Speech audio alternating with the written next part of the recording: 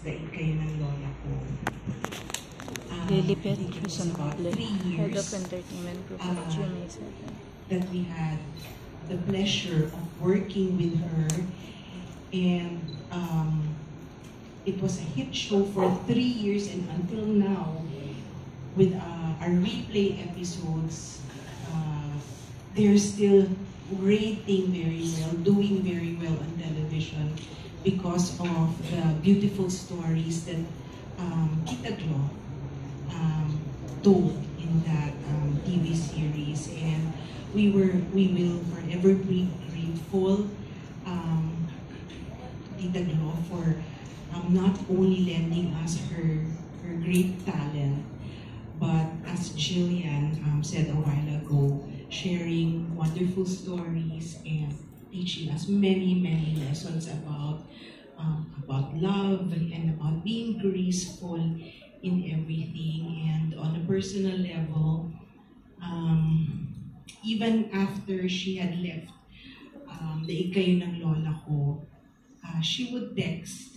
I never thought in my wildest dreams that I would be text mates with the queen of Philippine cinema.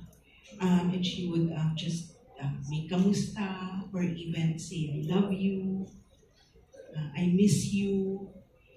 And when she would watch some of our shows and she would like them, she would text and congratulate us na napanood niya and she's enjoying. So talagang until the very last, she was such a sweet and elegant lady, and forever she will be in our hearts.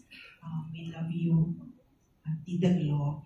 And we just have a little plaque of appreciation from GMA, which we would like to give to Marites. So, it's a long letter, which I won't read anymore, but I will just give Marites.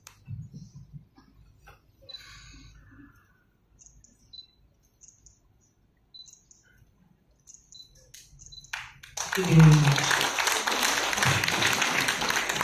Maraming salamat po. Maraming salamat po. So for our final speaker,